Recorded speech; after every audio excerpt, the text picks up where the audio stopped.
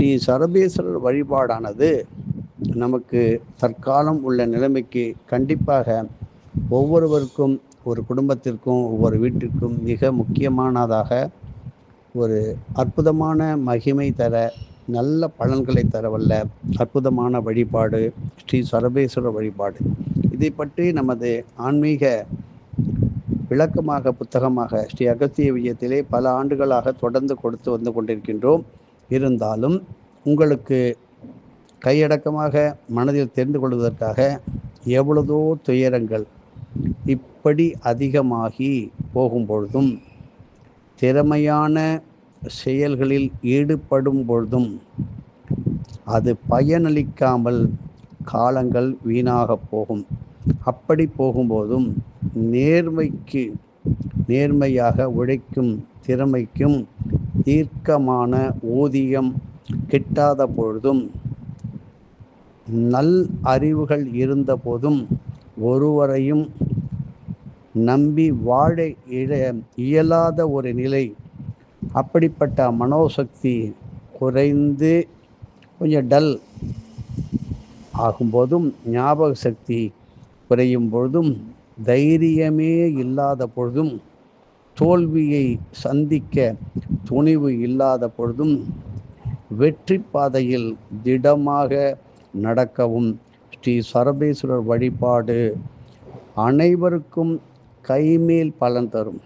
இதோடு மட்டும் இல்லாமல் அன்பு நிறைந்த தாம்பத்திய வாழ்விற்கும், குடும்பத்திலே திருமணமாகி பல காலமாக ஒருவரை ஒருவர் புரிந்து கொள்ளாத நிலையிலே வீட்டில் உள்ளவர்களை குழப்பி வைப்பார்கள், அக்கம் பக்கத்தில் உள்ளவர்களும் செய்வார்கள். அப்படிப்பட்டவர்களுக்கும் நல்ல குழந்தைகளை இந்த நாட்டிற்கு வழங்குவதற்கும், நோயே இல்லாமல் நோயற்ற வாழ்வு வாழவும், பில்லி சூனியம் ஏவல் சட்டிகள் இவைகள் செயல் இழந்து போக செய்வதும் இந்த சரபேஸ்வரர் மூர்த்தியின் அதி அற்புதமான சக்தி.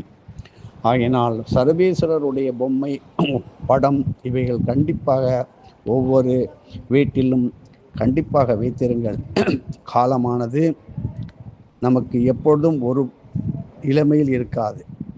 இரண்டாவது, இங்கே நரசிம்மரை பார்க்கும்போது எத்தனை முறை நீங்கள் படித்தாலும், அதையே கேட்டாலும், எழுதினாலும், அதை பற்றி எடுத்து உரைத்தாலும், ஸ்ரீ நரசிம்மர் புராணத்தை நம் உள்ளத்தின் தெய்வீக ஒரு கிளர்ச்சியை அப்படியே எழுப்பி தீய சக்திகளை வெல்வதற்கான இறை சக்திகளை உடனே பெருக்கிவிடும். ஆகவே மீண்டும் அதே வைபவத்தை பார்க்கும்போது மிகவும் கொடுங்கோலனாக இருந்து மக்களையும் இறையடியார்களையும் வதைத்த இரண்யனுக்கு ஒரு முடிவை காணவே ஸ்ரீ நரசிம்மமூர்த்தி உக்கிரமூர்த்தியாக அவதாரம் கொண்டு அவனை சம்ஹாரம் செய்தார்.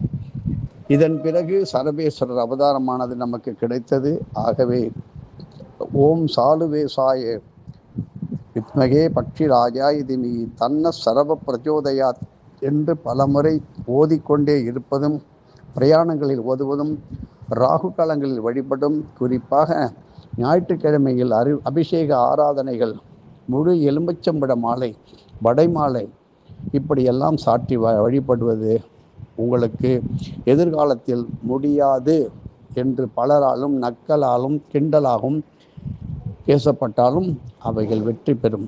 உங்களை ஏமாற்றி நயவஞ்சகமாக உங்களது சொத்துக்களை ஏமாற்றி அபகரித்து கொண்டு வாழ்கின்றவர்கள் தக்க தண்டனை கொடுத்து ஊரே அவமானப்படுத்தும் அளவிற்கு அவர்களுக்கு ஒரு நிகழ்ச்சியையும் தண்டனையும் அந்த சரபேஸ்வரர் தருவதற்கான வாய்ப்புகள் அதிகமாக உள்ளது. சொல்லுவாங்களே, 1000 பசுக்களை கொன்று ஒரு செருப்பு தானம் கொடுத்தாங்களாம். இப்படியெல்லாம் மேலதிகாரிகள் சம்பளத்தை போல கிம்பளமானது அதிகமாக வாங்கி அப்படியே குடும்பத்தை நடத்த வேண்டும் என்று எத்தனையோ துறைகளெல்லாம் எத்தனையோ நாடுகளிலே இந்த உலகத்திலே நடக்கின்றது.